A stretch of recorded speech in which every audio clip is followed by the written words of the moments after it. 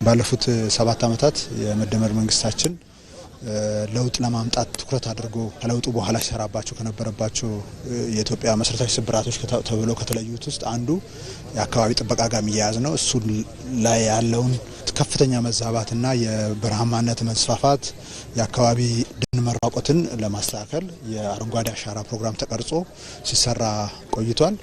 በክልላችንም በዚህ ስራ ባለፉት 7 ዓመታት 28 ቢሊዮን በላይ ችግኝ ተተክሏል። በዚህም በክልላችን 17% የነበረው የደን ሽፋን ወደ 29% በላይ ሊያድግ ችሏል።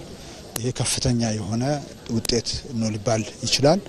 እንግዲህ ዘንድሮም የአንድ ጀንበር ተከላውን እንደ ክልላችን በአገር አቀፍ ደረጃ የተያዘውን እቅድ የ800 ሚሊዮኑን ለማሳካት ከጧት ጀምሮ የክልላችን ሕዝብ ከጫፍ ጫፍ ወጥቶ እየተከለ ነው የሚገኘው።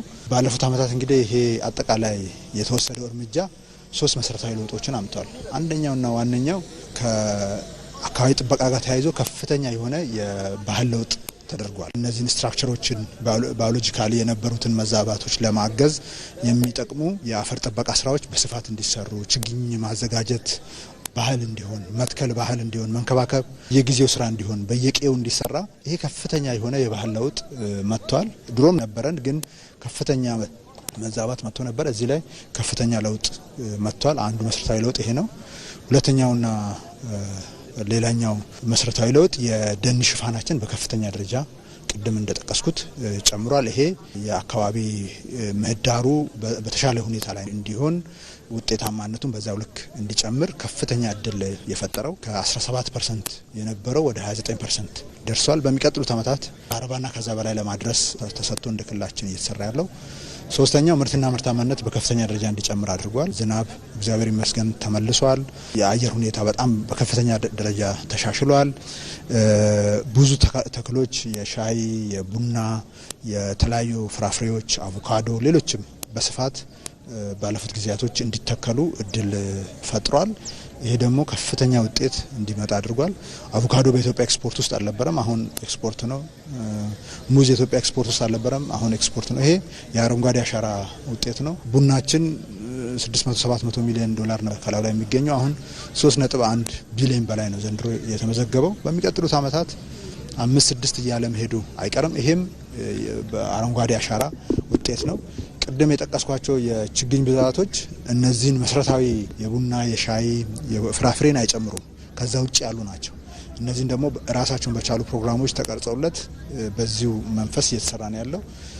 በአጠቃላይ ግን ምርትና ምርታማነት ትርጉም ባለው መልኩ እንዲጨምር አድርጓል። ይሄ በሚቀጥሉት ዓመታትም ተጠናክሮ ይቀጥላል ማለት ነው። አሁን ባለንበት ወቅት አንደኛ የ2018ን እየተከለ ነው። የ2019ም ዝግጅት አልቋል ማለት ነው። ችግኝ ማዘጋጀት የ2019 አሁን ነው የሚሰራው ማለት ነው።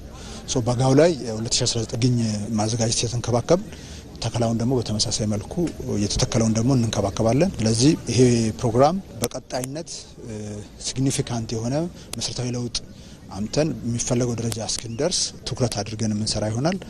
ህዝባችንም አስደናቂ ስራ እየሰራ ነው ያለው። በገዳ ባህል ተዳክሞ የነበረው ከተፈጥሮ ጋር የነበረን ትስስርና ዝምድናና አካሄድ አሁን በመሰረታዊነት የተስተካከለበትና ውጤታማ የሆነበት ነው ሊባል ይችላል። በክልላችን እነዚህ በረሃማ የሆኑ አካባቢዎች ላይ ከፍተኛ ትኩረት ተሰጥቶ 3 ነገር ላይ ነው የሚሰራው። አንደኛው ውሃን የማስተዳደር ስራ ነው የምንሰራው። ይህንን ትናንሽና መካከለኛና ትናንሽ ግድቦችን መስራት፣ እያንዳንዱ አርብቶ አደር በየቤቱ ውሃ ማከማቻ እንዲኖረው ማድረግ፣ ኢሪጌሽኖችን፣ መስኖ ስኪሞችን መስራት አንደኛው ስራ ነው። ሁለተኛው ስራ የተከላ ስራ ነው። እነዚህን የዛፍ ተከላ አንዳንድ ምርትና ምርታማነትን የሚጎዱ ዛፎች አሉ። እነሱን የማስወገድ ትክክለኛ ዛፎችን እየተከሉ የመሄድ ስራ ነው። ይሄም አግሬሲቭሊ ባለፉት ዓመታት ከአፈር ጥበቃ ስራ ጋር እየተሰራ ነው የመጣው። ሶስተኛውና መሰረታዊ ነገር ለዚህ አካባቢ የሚሆን ምርት እንዲያመርቱ ማድረግ ነው። ለበረሃማ አካባቢ የሚሆኑ ምርቶችን የተለያዩ ኢኒሼቲቮችን ቀርጸን እየሰራን ያለ ነው።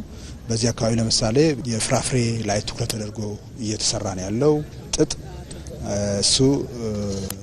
እሱም በተመሳሳይ መልኩ የዚህ አካባቢ ኢኒሼቲቭ ቀርጸን እየተከለ ነው ያለው።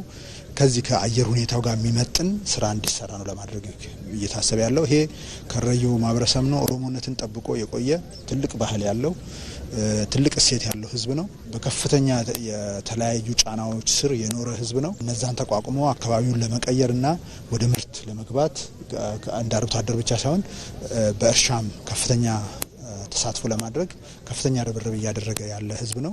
ይህንን በሁሉም አካባቢ በቦረናም በሐረርጌም ቆላማ አካባቢዎች ላይ ከፍተኛ ትኩረት ተደርጎ የተሰራበት የመጣ ተጨባጭ ውጤቶችም የተገኘበት በረሃማ አካባቢዎች ከላዩ ላይ የሚሸሽበት ሳይሆን ተሰርቶ ህይወት የሚለወጥበት እየመጣ ያለ